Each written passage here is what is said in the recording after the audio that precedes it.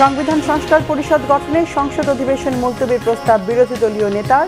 প্রস্তাবটিকে ত্রুটিপূর্ণ বললেন স্বরাষ্ট্রমন্ত্রী। 31 মার্চ আলোচনার সিদ্ধান্ত ডেপুটি স্পিকারের।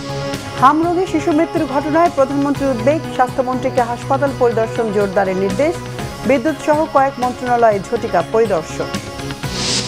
জ্বালানি সংকট ও নৈরাজ্য চলছে। তেল না পেয়ে নড়াইলে ট্রাক চাপায় পাম্প ম্যানেজারকে হত্যার অভিযোগ। ট্রাক চালক গ্রেফতার। ডিজিএফআইয়ের সাবেক ডিজি মামুন খালেদ আর ১/১১ কুশীলব মাসুদ উদ্দিন চৌধুরীকে ৭ এপ্রিল আন্তর্জাতিক অপরাধ ট্রাইব্যুনালে হাজিরের নির্দেশ। গ্রিস উপকূলে ১৮ বাংলাদেশি সহ ২২ অভিবাসন প্রত্যাশীর মৃত্যু। ১২ জনই সুনামগঞ্জের। পরিবারগুলোতে শোকের মাতম। মানব পাচারকারীদের শাস্তির আশ্বাস পররাষ্ট্র প্রতিমন্ত্রীর।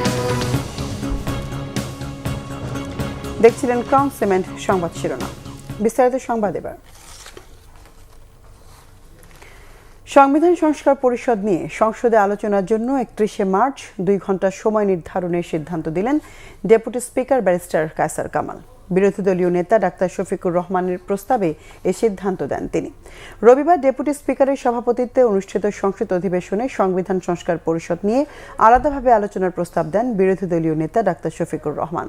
পয়েন্ট অফ অর্ডারে স্বরাষ্ট্রমন্ত্রী সালাউদ্দিন আহমেদ সংসদকে জানান, সংবিধান সংশোধনের জন্য সংসদীয় কমিটি গঠন করা যেতে পারে। তিনি বলেন, জরুরি জনগুরুত্বপূর্ণ বিষয়ে বিরোধী দলের আনা নোটিশ ও মুলতবি প্রস্তাব ত্রুটিপূর্ণ। এ সময় আইনমন্ত্রী আসাদুজ্জামান বলেন, জুলাই জাতীয় সনদ নিয়ে জাতি এক ধরনের বিভ্রান্তিতে রয়েছে। এ নিয়ে সংসদে হইচই হয়। পরে ডেপুটি স্পিকার সংবিধান সংস্কার পরিষদ গঠনের বিষয়ে ৩১ মার্চ সংসদের কার্যসূচি ২ ঘণ্টা এগিয়ে আলোচনার জন্য সিদ্ধান্ত দেন। ঈদের পর আবারও শুরু হওয়া ত্রয়োদশ সংসদ অধিবেশনে আগে সরকারি ও বিরোধী দল আলাদা আলাদা বৈঠক করেছে। বৈঠকে স্বাস্থ্য খাতের সংকট নিরসনে স্বাস্থ্যমন্ত্রীকে হাসপাতাল পরিদর্শনে জোর দেওয়ার নির্দেশ দিয়েছেন প্রধানমন্ত্রী তারেক রহমান। হামরোগে শিশুদের মৃত্যুর ঘটনায় উদ্বেগ প্রকাশ করেছেন প্রধানমন্ত্রী। জুলাই সনদ, স্বাস্থ্য খাত সহ নানা বিষয়ে আলোচনা হয়েছে, জানিয়েছেন চিফ হুইপ নুরুল ইসলাম মনি। এদিকে স্থানীয় সরকার প্রতিমন্ত্রী মীর শাহে আলম জানিয়েছেন, স্থানীয় সরকার নির্বাচন দলীয় প্রতীকে হওয়া উচিত নয়। আরও জানাচ্ছেন সৈকত সাদিক। রবিবার দুপুর ১:৩০টায় জাতীয় সংসদ ভবনে শুরু হয় সরকার দলীয় সংসদীয় সভা।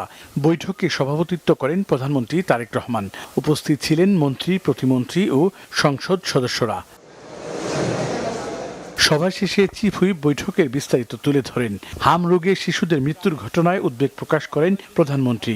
হাসপাতালগুলো পরিদর্শনের নির্দেশনা দেওয়া হয়েছে বলে জানান তিনি। সভায় জুলাই সনদ, জ্বালানি তেল সহ অন্যান্য বিষয় নিয়েও আলোচনা হয়েছে। স্বাস্থ্য ব্যবস্থা উন্নয়নের জন্য সমগ্র বাংলাদেশ ঘুরে এবং 2 জন মন্ত্রী তারা সপ্তাহে একদিন অফিস ইভেন বন্ধের দিনে হলেও তারা ঘুরে ঘুরে হসপিটালগুলো দেখবেন এবং প্রয়োজনীয় স্বাস্থ্যসেবা নিশ্চিত করার জন্য দেশের মানুষের যা করা দরকার তাই করবেন। জুলাই সনদ নিয়ে আলোচনা হয়েছে এখানে। জুলাই সনদ নিয়ে আমরা পার্লামেন্টে আলোচনা করব এবং আলোচনা করে জুলাই সনদের ব্যাপারে সিদ্ধান্ত হবে এবং সংবিধান সাপেক্ষে সংশোধন সাপেক্ষে যা হবার ইনশাআল্লাহ তাই হবে। জুলাই সনদ সহ অমীমাংসিত বিষয়গুলো সংসদীয় বিশেষ কমিটির সভায় চূড়ান্ত হওয়ার ইঙ্গিত দেন বিশেষ কমিটির সদস্যরা। জুলাই সনদটা আমরা কিভাবে পার্লামেন্টে প্রেস করব সেই বিষয়টিও আছে। সব বিষয় নিয়ে আজকে এই 24টা বিষয় আছে, এগুলো আলোচনা হবে। 2 দিন আমরা মিটিং করেছি। আজকে আশা করি সব বিষয়ে আমরা একটা সিদ্ধান্তে আসতে পারবো। তারপরে 2 তারিখে রিপোর্টটা পার্লামেন্টে প্রদান করা হবে। এরপরে আইন প্রণয়ন যেভাবে করতে হয় সেভাবে। এদিকে স্থানীয় সরকার নির্বাচন দলীয় প্রতীকে হওয়া উচিত নয় বলে জানিয়েছেন স্থানীয় সরকার প্রতিমন্ত্রী। স্থানীয় সরকার প্রতিষ্ঠান, সিটি কর্পোরেশন, পৌরসভা, জেলা পরিষদ, উপজেলা পরিষদ, এই অধ্যাদেশগুলি রয়েছে, ইউনিয়ন পরিষদও রয়েছে। এগুলো বিশেষ কমিটিতে যাচাই বাছাই হচ্ছে। আমি যেটা ব্যক্তিগতভাবে মনে করি যে স্থানীয় সরকারের নির্বাচন দলীয় প্রতীকে হওয়া উচিত না। রবিবার বিরোধী দলের সংসদীয় কমিটিরও বৈঠক হয়েছে। বিরোধী দলীয় নেতা ডাক্তার শফিকুর রহমানের সভাপতিত্বে অনুষ্ঠিত এই বৈঠকে জামাত ও এনসিপি থেকে নির্বাচিত সংসদ সদস্যরা অংশ নেন। সৈকত সাদিক, বাংলা ভিশন, ঢাকা। সকালে সচিবালয়ে গিয়ে বিভিন্ন মন্ত্রণালয়ে আকস্মিক পরিদর্শন করেছেন প্রধানমন্ত্রী তারেক রহমান।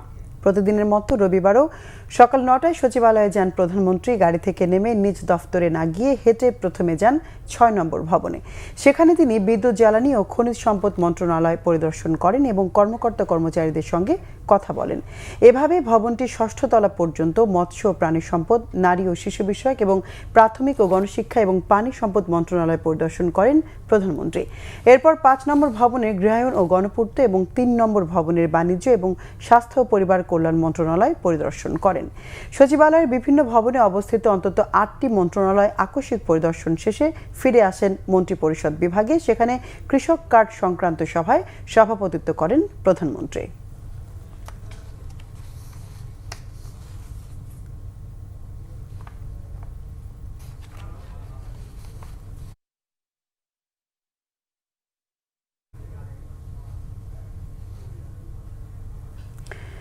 আমরা যদি দুর্নীতির বিরুদ্ধে যুদ্ধে না যাই তাহলে দেশকে দুর্নীতিমুক্ত করবে কে? প্রশ্ন করেছেন স্বাস্থ্য ও পরিবার কল্যাণ মন্ত্রী সরদার মোহাম্মদ সাখাওয়াত হোসেন। রাজধানীর পূর্বাচলে বাংলাদেশ চায়না ফ্রেন্ডশিপ এক্সিবিশন সেন্টারে ১৭তম এশিয়া ফার্মা এক্সপোর উদ্বোধনী অনুষ্ঠানে প্রধান অতিথির বক্তব্যে মন্ত্রী একথা বলেন। স্বাস্থ্যমন্ত্রী বলেন, এই প্রজন্ম দুর্নীতির বিরুদ্ধে রুখে না দাঁড়ালে আগামী প্রজন্মের কোনো ভবিষ্যৎ থাকবে না। বলেন, স্বাস্থ্য মন্ত্রণালয়কে দুর্নীতিমুক্ত করতে সংশ্লিষ্ট সবাইকে এক হয়ে কাজ করতে হবে। এ সময় স্বাস্থ্য ও পরিবার কল্যাণ প্রতিমন্ত্রী ডাক্তার এম এ মুহিত ও সচিব মোহাম্মদ কামরুজ্জামান চৌধুরী সহ সংশ্লিষ্টরা উপস্থিত ছিলেন।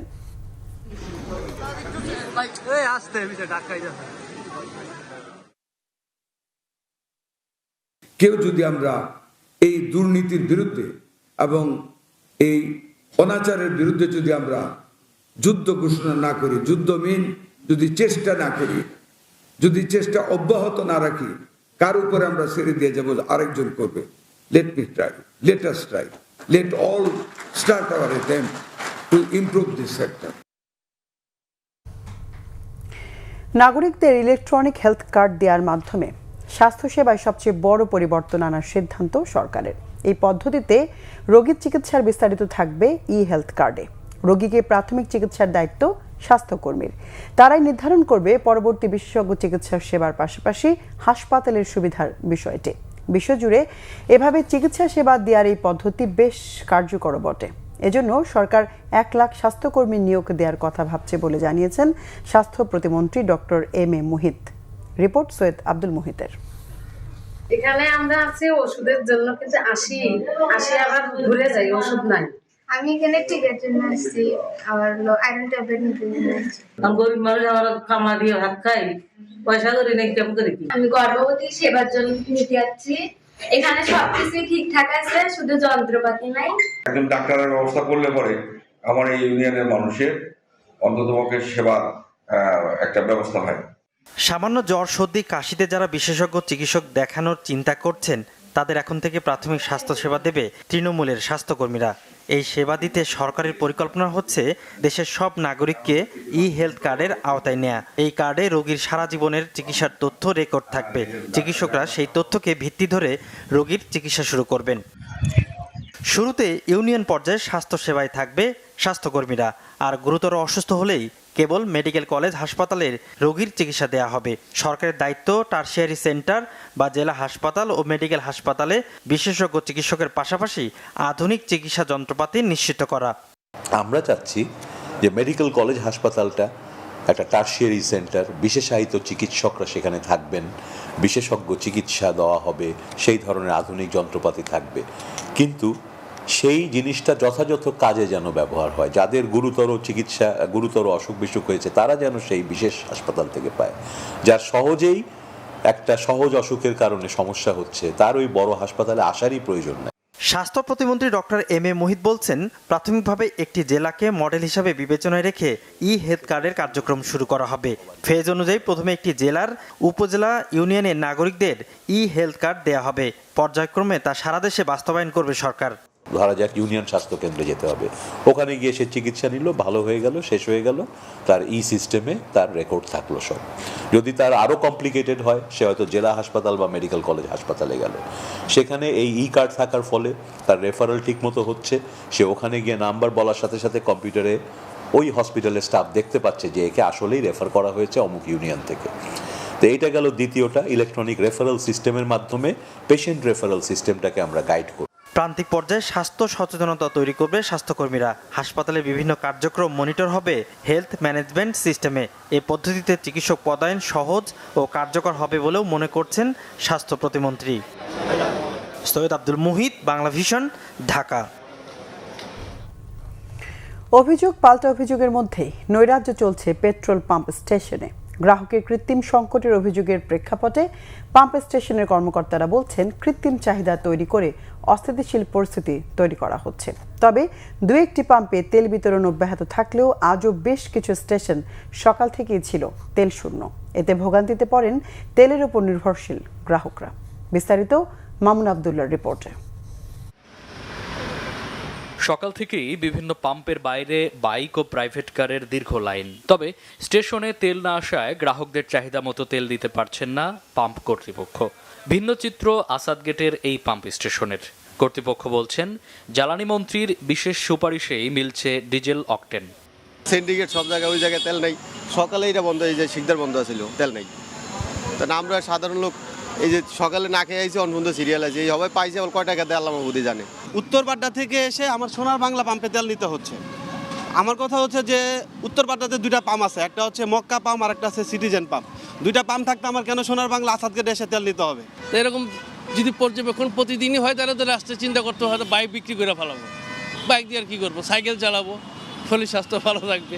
ভোগান্তি তো এটা আমাদের এখন নিত্যদিনের সঙ্গী হয়ে গেছে, এখন কিছু করার নাই। দেশের যে পরিস্থিতি আমাকে মাইনেই চলতে হবে। যেহেতু পাশে জ্বালানি মন্ত্রীর বাসা, ওনারও একটু সুপারিশ আছে আমাদের জন্য। যেহেতু জ্যাম লেগে যায় অনেক, তো উনিও বলছে যে যদি সম্ভব হয় আমাদেরকে তুলনামূলক বেশি দেওয়ার জন্য। স্টেশনের মালিকরা বলছেন, অনেক গ্রাহক চাহিদার তুলনায় বেশি তেল নিচ্ছেন। তবে অভিযোগ অস্বীকার করে গ্রাহকরা বলছেন, পাম্প মালিকরাই তৈরি করছেন কৃত্রিম সংকট। সরকার আমাদের যতটুকু জানাইছে যে আমাদের তেলের সংকট নেই, কিন্তু এখন কৃত্রিম সংকটের কারণে যদি ভোগান্তিতে পড়তে হয় তাহলে কিছু করার নেই। যতটুকু চাইছি ততটুকু দিছে। আমার 1100 টাকার তেল ঢুকছে। না, আমাদের কোনো সংকট নাই, আমরা তেল আইতেছে, আমরা বিক্রি করতেছি। পাবলিক নিজেদের কৃত্রিম চাহিদা তৈরি করছে, অথবা কোথায় আমরা দেখছি অনলাইনে বিভিন্ন জায়গায় স্টক করছে, এটা সত্য। পাম্প স্টেশনের নৈরাজ্য ঠেকাতে সরকারের কথা মতো ট্যাগ অফিসারের দেখা না মিললেও আইন শৃঙ্খলা বাহিনীর উপস্থিতি ছিল স্টেশনগুলোতে। মামুন আবদুল্লাহ, বাংলা ভিশন, ঢাকা। নড়াইলে তেল না পেয়ে তানভীর ফিলিং স্টেশন পাম্পের ম্যানেজারকে ট্রাক চাপা দিয়ে হত্যার অভিযোগ উঠেছে চালকের বিরুদ্ধে। অভিযুক্ত ট্রাক চালককে যশোর থেকে গ্রেফতার করেছে পুলিশ। শনিবার রাতে সদর উপজেলার তুলারামপুর রেল সেতুর নিচে এই ঘটনা ঘটে। এই ঘটনায় নিহত ম্যানেজার নাহিদ সর্দারের সহযোগী জিহাদুল মোল্লার অবস্থা আশঙ্কাজনক। তাকে ঢাকা মেডিকেলে আনা হয়েছে। ফিলিং স্টেশনের কর্মচারীরা জানান, রাতে সুজাত নামের এক ট্রাক চালক তেল নিতে ফিলিং স্টেশনে যায়। এ সময় তেল নেয়াকে কেন্দ্র করে ম্যানেজারের সঙ্গে তার বাকবিতণ্ডা হয়। তেল না পেয়ে ক্ষুব্ধ হয়ে ট্রাক চালক প্রকাশ্যে ম্যানেজারকে চাপা দিয়ে হত্যার হুমকি দেয়। রাত 2টার দিকে কাজ শেষে সহকর্মী জিহাদকে নিয়ে মোটরসাইকেলে করে পাম্প থেকে বের হন নাহিদ। পরে তাদের পেছনে ধাওয়া করে ট্রাক চাপা দিয়ে পালিয়ে যায় চালক।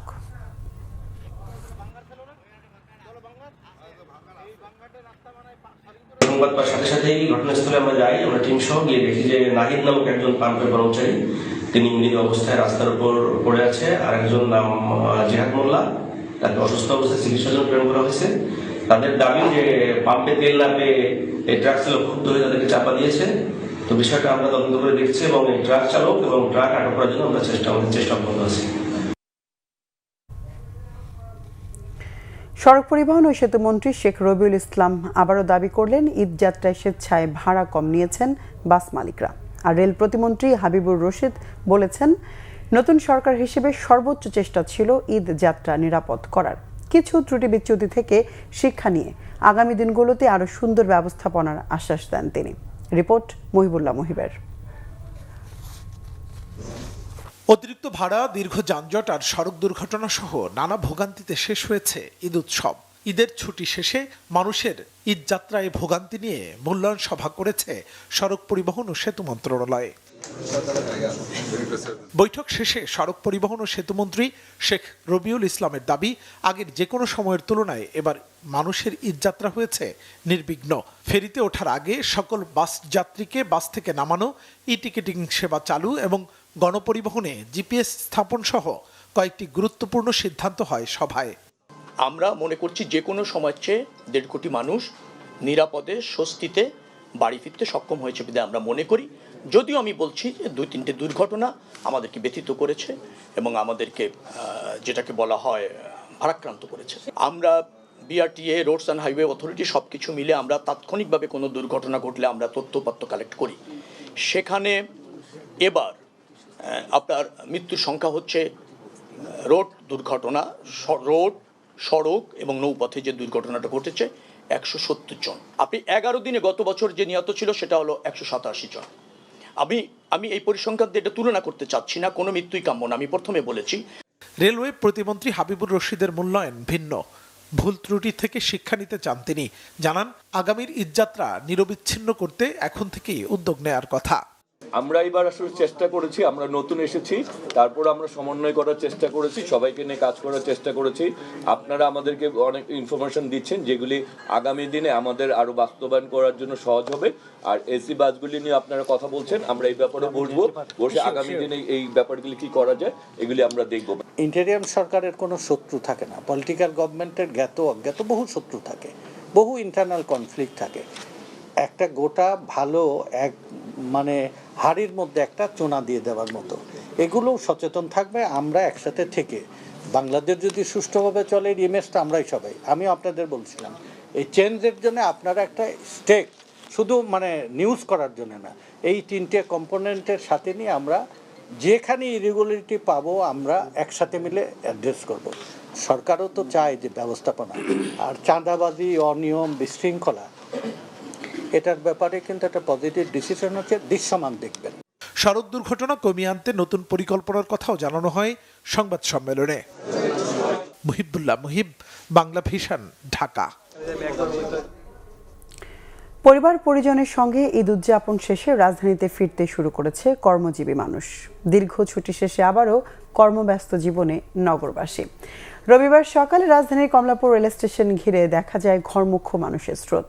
গত 19 মার্চ থেকে শুরু হওয়া ঈদের ছুটি ও 28 মার্চ পর্যন্ত সাপ্তাহিক ছুটির শেষ মুহূর্তে ট্রেনে করেই ঢাকায় ফিরছেন অনেকেই।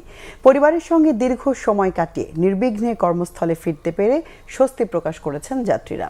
এবারের ঈদ যাত্রায় অতিরিক্ত ভাড়া কিংবা বড় ধরনের ভোগান্তির মুখে পড়তে হয়নি বলেও জানিয়েছেন তারা। আমি ঈদে গ্রামের বাড়িতে গেছিলাম, আমার গ্রামের বাড়ি চট্টগ্রাম ফটিকছড়ি থানা। খুব সুন্দর, বউ বাচ্চা আত্মীয় স্বজন নিয়ে খুব সুন্দর ঈদ করছি। এই তো অনেক ভালো কাটছে। এবার অনেক দিন মানে লম্বা ছুটি ছিল, অবশ্য 2 দিন ছুটি নেওয়ার কারণে আরো প্রায় 12 দিন ছুটি কাটাইছে, এখন অনেক এনজয়েবল ছিল। ট্রেন যাত্রা নিয়ে এই বছর কোনো অভিযোগ নাই, আলহামদুলিল্লাহ খুব ভালো লেগেছে। নিরাপদভাবে আমরা আনন্দের সাথে ট্রেন যাত্রা করেছি। খুবই ভালো, আর যেহেতু বেশ অনেক দিনের ছুটি পেয়েছি তো খুব ভালোভাবে উপভোগ করতে পেরেছি আর কি সময়টা পরিবারের সাথে। প্রতিরক্ষা গোয়েন্দা মহাপরিদপ্তরের সাবেক মহাপরিচালক অবসরপ্রাপ্ত লেফটেন্যান্ট জেনারেল শেখ মামুন খালেদ এবং 1-11 আলোচিত কুশীলব ফেনী 3 আসনের সাবেক সংসদ সদস্য অবসরপ্রাপ্ত লেফটেন্যান্ট জেনারেল মাসুদউদ্দিন চৌধুরীকে 7 এপ্রিল আন্তর্জাতিক অপরাধ ট্রাইব্যুনালে হাজির করার নির্দেশ দেওয়া হয়েছে। বিচারপতি নজরুল ইসলাম চৌধুরীর নেতৃত্বাধীন 3 সদস্যের আন্তর্জাতিক অপরাধ ট্রাইব্যুনাল 2 রবিবার এই আদেশ দেয়। এর আগে সকালে আন্তর্জাতিক অপরাধ ট্রাইব্যুনাল 2-এ মামুন খালেদের বিরুদ্ধে গুমের অভিযোগ ও মাসুদউদ্দিনের বিরুদ্ধে জুলাই হত্যার অভিযোগ এনে মানবতা বিরোধী অপরাধের মামলায় গ্রেফতার দেখানোর আবেদন করে প্রসিকিউশন।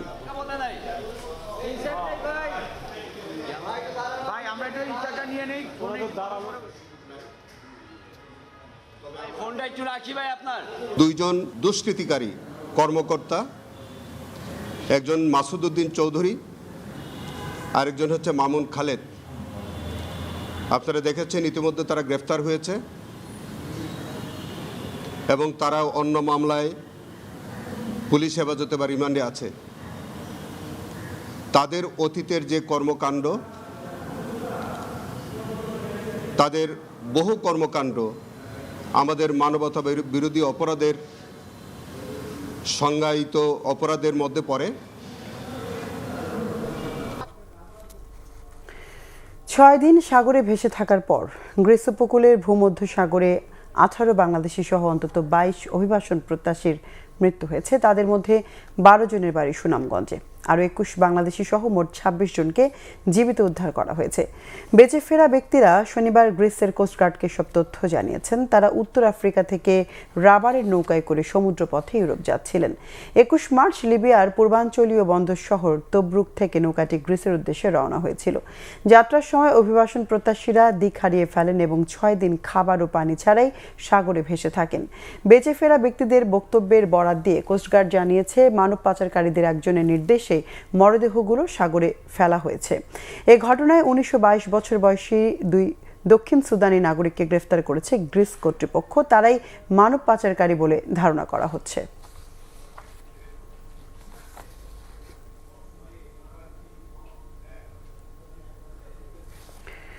অবৈধ পথে লিবিয়া থেকে সাগর পথে ইউরোপে যাওয়ার সময় যে 18 বাংলাদেশের মৃত্যু হয়েছে তাদের মধ্যে 12 জনের বাড়ি সুনামগঞ্জে।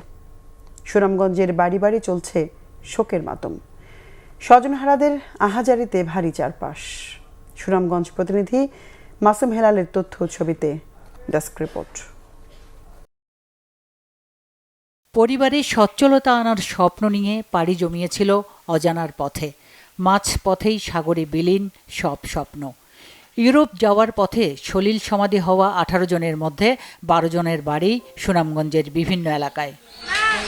এমন মর্মান্তিক মৃত্যু মেনে নিতে পারছেন না স্বজনরা।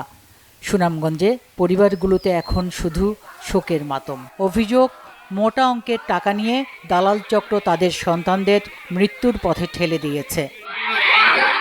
কণ্ঠস্তব্ধ হয়ে গেছে। আজকে গ্রামের মানুষ মৃত ছেলেদের বাড়িতে ছুটাছুটি করছে, পরিবারের লোকজনকে সান্ত্বনা দিচ্ছে।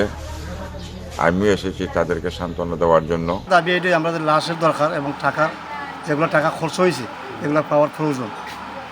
তো বিশেষ করে আমার লাশের প্রয়োজন লাগে, লাশের দেখা দরকার।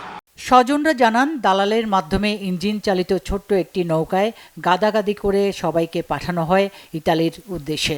কিন্তু মাঝ সাগরে পথ হারিয়ে নৌকাটি দিক বিদিক ঘুরতে থাকলে এক পর্যায়ে খাবার ও পানীয় জলের সংকট দেখা দেয়। এভাবে 6 দিন অনাহার অর্ধাহারে থাকার পর মৃত্যু হয় 18 জনের।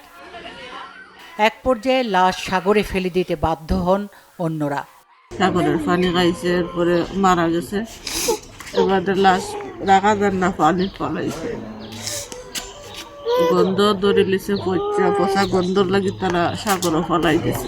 এই রকমের খান্দা খাটি আর বাংলাদেশের কেউ না যাতে করে না। আর এইভাবে ছেলে ফেলেরা আমরা কইতাম চাই না। আর এটা প্রশাসনে ভালো রকমভাবে একটা শিক্ষা দেওয়া হোক এই দোলা লগলতে। মানব পাচার রোধে ব্যবস্থা নেওয়ার কথা বলছে পুলিশ। এর মৃত্যুর খবর আমরা এটা নিশ্চিত করতে পেরেছি। আমরা এটা আমাদের কর্তৃপক্ষকে এবং বিভিন্ন সংস্থায় এটা ফরওয়ার্ড করতেছি এবং তাদের পরিবারের পক্ষ থেকে যদি কোনো কিছু থাকে সেটি আমরা পরে যাচাই বাছাই করে আইনগত ব্যবস্থা প্রক্রিয়া যদি দরকার হয় তাহলে আমরা সেটা গ্রহণ করব। দালালদের বিচারের পাশাপাশি অবৈধভাবে ইউরোপ যাত্রা রোধে সচেতনতা সৃষ্টিতে সরকারের প্রতি আহ্বান সংশ্লিষ্ট সবার। Bangla vision news desk. এদিকে পররাষ্ট্র প্রতিমন্ত্রী শামা ওবায়দ ইসলাম বলেছেন, মানব পাচারে জড়িতদের শাস্তির আওতায় আনা হবে। পররাষ্ট্র মন্ত্রণালয়ে এক ব্রিফিংয়ে সাংবাদিকদের তিনি একথা জানান। লিবিয়া থেকে ইতালিতে যাওয়ার পথে নৌকায় বাংলাদেশিদের মৃত্যুর ঘটনার প্রসঙ্গে পররাষ্ট্র প্রতিমন্ত্রী বলেন, গ্রিসের সঙ্গে যোগাযোগ করা হচ্ছে। জানান, গ্রিস সরকারের সহায়তায় জীবিতদের সুস্থ করে দেশে ফিরিয়ে আনতে কাজ করছে সরকার। তিনি আরও বলেন, যারাই মানব পাচার করে তারা লিবিয়ার, সাথে বাংলাদেশিও আছে।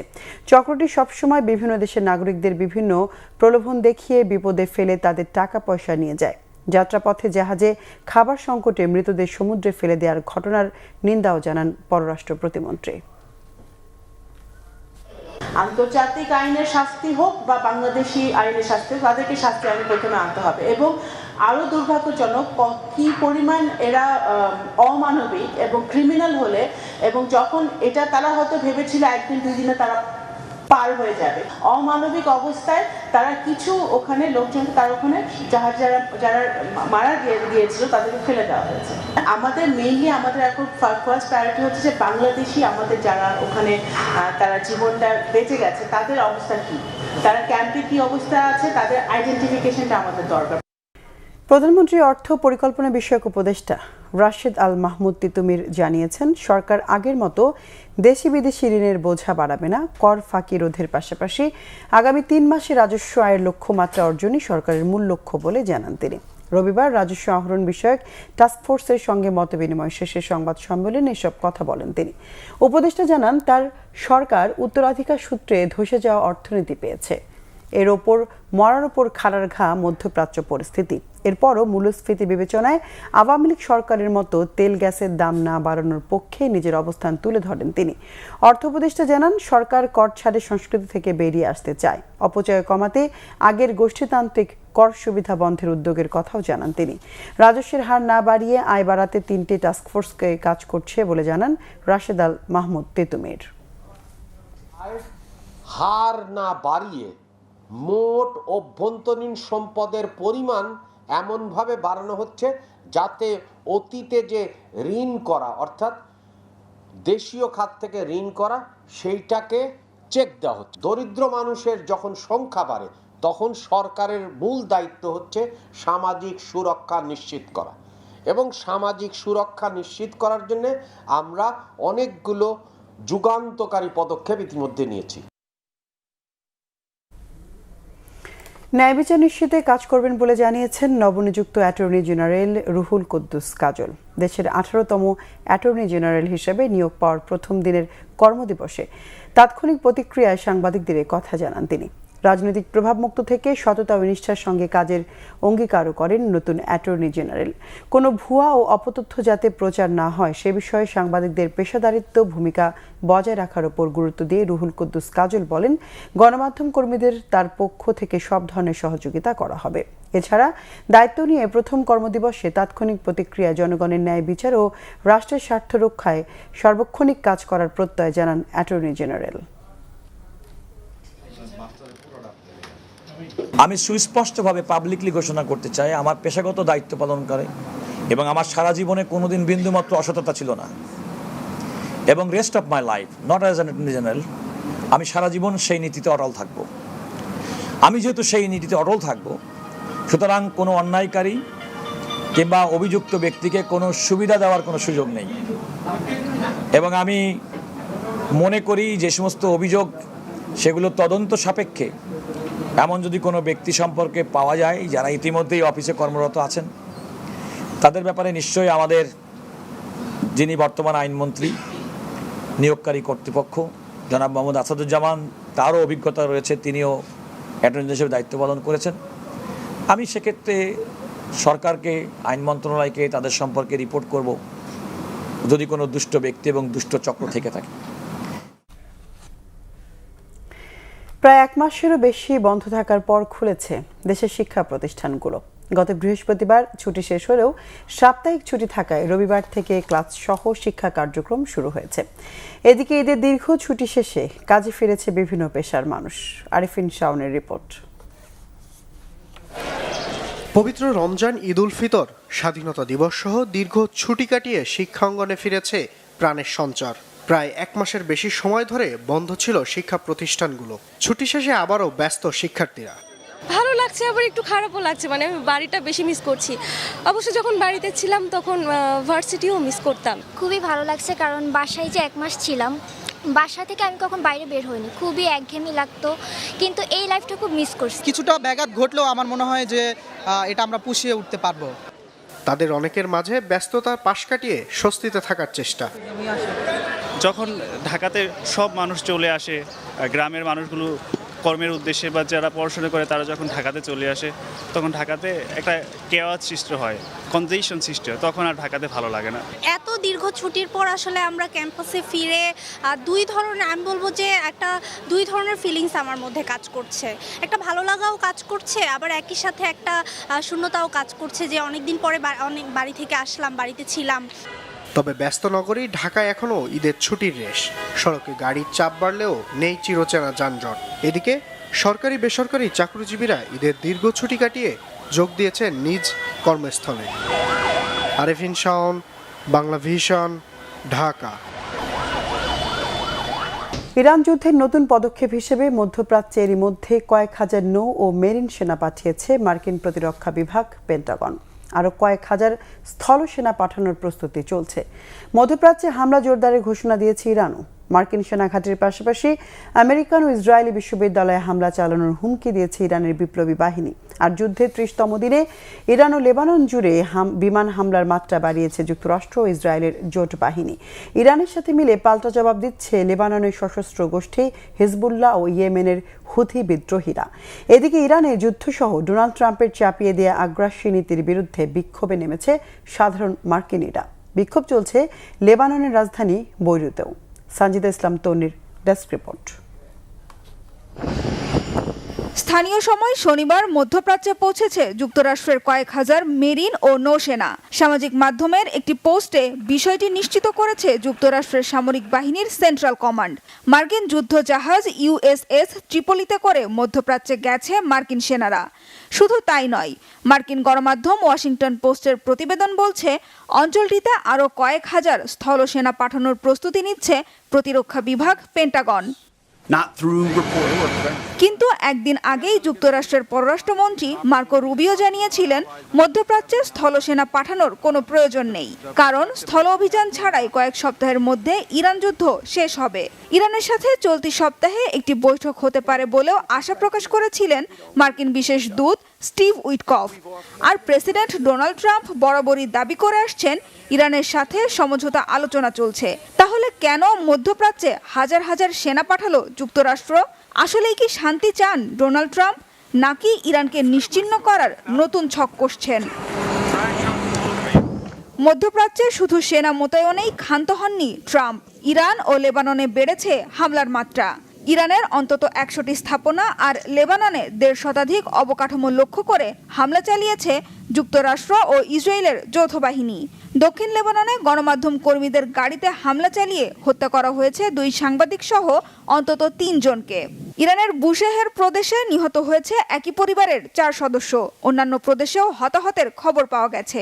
যুদ্ধ শুরুর পর ইরানে এখন পর্যন্ত হত্যার শিকার ২৩০ জনের বেশি শিশু। ক্ষতিগ্রস্ত হয়েছে খুজেস্তান প্রদেশের একটি পানি বিশুদ্ধকরণ প্ল্যান্ট। এর আগে তেহরান বিশ্ববিদ্যালয় সহ বিভিন্ন সরকারি স্থাপনাতেও হামলা চালায় যুক্তরাষ্ট্র ও ইসরায়েল। তেহরান বিশ্ববিদ্যালয়ে হামলার পর মধ্যপ্রাচ্যে মার্কিন ও ইসরায়েলি বিশ্ববিদ্যালয়গুলোতে হামলার হুঁশিয়ারি দিয়েছে ইরানের বিপ্লবী গার্ড বাহিনী আইআরজিসি। আর ইসরায়েলের পাশাপাশি মধ্যপ্রাচ্যে মার্কিন ঘাঁটিগুলোতে অব্যাহত আছে ইরানের মিসাইল হামলা।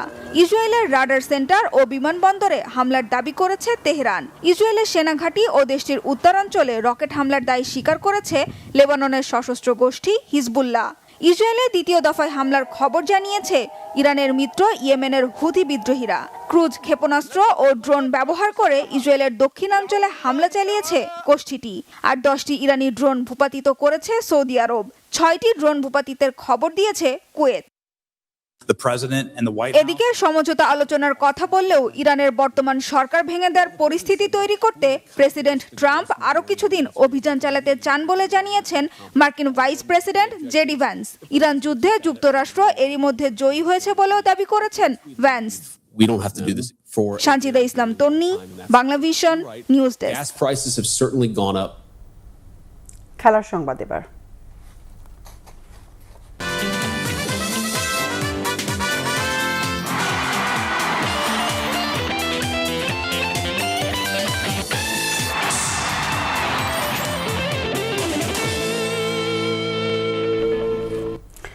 এশিয়ান কাপ বাছাইয়ে সিঙ্গাপুরের মাটিতে পয়েন্ট অর্জনের লক্ষ্যে কঠোর অনুশীলনে ব্যস্ত বাংলাদেশ। মঙ্গলবার খেলবে অ্যাওয়ে ম্যাচটি। সিঙ্গাপুরে ৩১ মার্চ বাংলাদেশ সময় বিকেল ৫টায় শুরু হবে ম্যাচটি। এশিয়ান কাপের চূড়ান্ত পর্বে ওঠার লড়াই থেকে এরই মধ্যে ছিটকে গেছে বাংলাদেশ। লাল সবুজের টার্গেট শেষটা সুন্দর করা। 5 ম্যাচে 11 পয়েন্ট নিয়ে সিঙ্গাপুর ইতোমধ্যে যোগ্যতা অর্জন করলেও বাংলাদেশের র্যাঙ্কিংয়ে উন্নতির জন্য ম্যাচটি গুরুত্ব অনেক। এই ম্যাচ থেকে পয়েন্ট অর্জন করতে পারলে ফিফা র্যাঙ্কিংয়ের উন্নতির সুযোগ রয়েছে বাংলাদেশের। প্রবাসী ফুটবলারদের নিয়ে বেশ উজ্জীবিত হাবিয়ের কাবরেরার দল। হামজা চৌধুরী, জামাল ভুঁইয়া, সমিত সোমের মতো খেলোয়াড়দের উপর ভরসা রাখছে দল। অন্যদিকে দুর্দান্ত ফর্মে আছে সিঙ্গাপুর।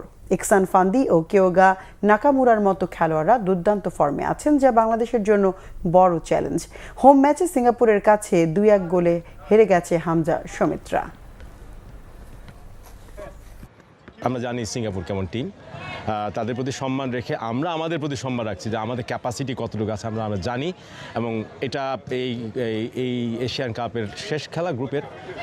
সো আমরা অ্যাটলিস্ট এখান থেকে আমরা আমাদের যে সম্মান, দেশের সম্মান, আমাদের দেশের যে প্রোফাইল, যে প্লেয়ারদের প্রোফাইল, তাদের সম্মান নিয়ে যে টিমের যে ওয়েট, সেই ওয়েট নিয়ে ইনশাল্লাহ দেশে ফিরতে চাই। আমি যেভাবে হেল্প করতে পারি, অ্যাডভাইস দিতে পারি পুরো টিমকে, আমরা যেভাবে খেলি ইন্ডিভিজুয়াল টিমমেটসদেরকে ওদেরকে একটু গাইডেন্স দিতে, একটু হেল্প করতে। সো ওভারঅল আমার খুব ভালো লাগছে, একটা ভালো অপরচুনিটি ছিল এটা, এই যে লাস্ট 2.5 উইক কাটাইতে পুরো টিমের সাথে, কোচেসের সাথে। Football is more than just যে 11 খেলোয়াড়, ইটস পুরো team, 23 man, 30 man squad, and so ওইভাবে বাংলাদেশ আর উঠবে এজ এ পুরো টিমটা ইমপ্রুভ করতে পারে। সাফ অনূর্ধ্ব 20 চ্যাম্পিয়নশিপে সেমিফাইনালের জন্য প্রস্তুত হচ্ছে বাংলাদেশ। শেষ চারে তারা খেলবে নেপালের বিপক্ষে। মালদ্বীপের ন্যাশনাল স্টেডিয়ামে গ্রুপ পর্বের লড়াই শেষে শুরু হচ্ছে নকআউট পর্বের চ্যালেঞ্জ। আগামী বুধবার হবে সেমিফাইনালের ম্যাচ দুটি। শিরোপা ধরে রাখার মিশন বর্তমান চ্যাম্পিয়ন বাংলাদেশের। ফাইনালে উঠতে টপকাতে হবে দুবারের চ্যাম্পিয়ন নেপালের বাধা। দ্বিতীয় সেমিতে লড়বে ভারত ও ভুটান। 2024 সাফে নেপালকে হারিয়ে শিরোপা জিতেছিল বাংলাদেশ।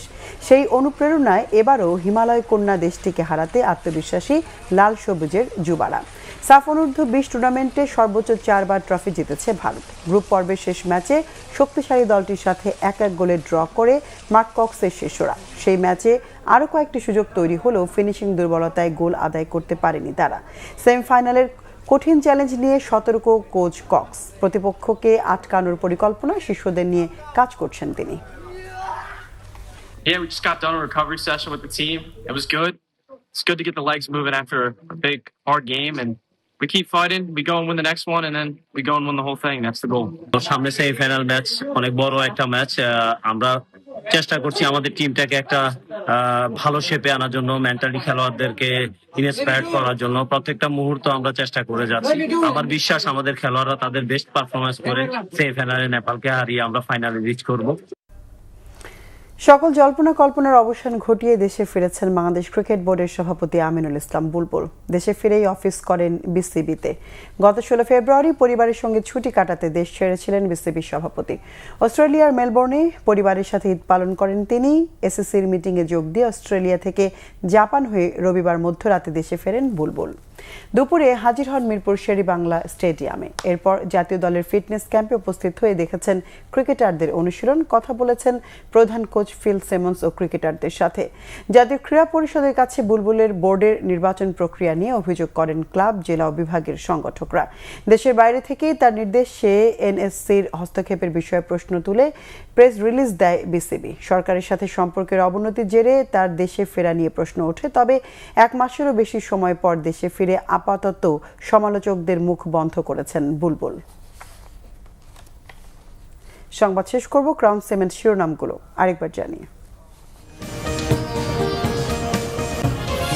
সংবিধান সংস্কার পরিষদ গঠনে সংসদ অধিবেশন মুলতবির প্রস্তাব। বিরোধী দলীয় নেতা প্রস্তাবটিকে ত্রুটিপূর্ণ বললেন স্বরাষ্ট্রমন্ত্রী। 31 মার্চ আলোচনার সিদ্ধান্ত ডেপুটি স্পিকারের। হামরোগে শিশু মৃত্যুর ঘটনায় প্রধানমন্ত্রীর উদ্বেগ। স্বাস্থ্যমন্ত্রীকে হাসপাতাল পরিদর্শন জোরদারের নির্দেশ। বিদ্যুৎ সহ কয়েক মন্ত্রণালয়ে ঝটিকা পরিদর্শন। জ্বালানি সংকট ও নৈরাজ্য চলছে। তেল না পেয়ে নড়াইলে ট্রাক চাপায় পাম্প ম্যানেজারকে হত্যার অভিযোগ। ট্রাক চালক গ্রেফতার। ডিজিএফআই সাবেক ডিজি মামুন খালেদ আর 1/11 কুশীলব মাসুদ উদ্দিন চৌধুরীকে 7 এপ্রিল আন্তর্জাতিক অপরাধ ট্রাইব্যুনালে হাজিরের নির্দেশ। গ্রিস উপকূলে 18 বাংলাদেশি সহ 22 অভিবাসন প্রত্যাশীর মৃত্যু। 12 জনই সুনামগঞ্জের। পরিবারগুলোতে শোকের মাতম। মানব পাচারকারীদের শাস্তির আশ্বাস পররাষ্ট্র প্রতিমন্ত্রীর। দর্শক, এ ছিল এখনকার মতো। পরের সংবাদ রাত 10:30। এর আগে নটায় রয়েছে নিউজ 20 দেখার আমন্ত্রণ রইল। এছাড়া বাংলাভিশন সংবাদ ও সংবাদ সংশ্লিষ্ট অনুষ্ঠান দেখতে ভিজিট করুন www.bvnews24.com ও facebook.com/banglavisionnews এবং সাবস্ক্রাইব করুন youtube.com/banglavisionnews। এতক্ষণ সঙ্গে থাকায় ধন্যবাদ সবাইকে।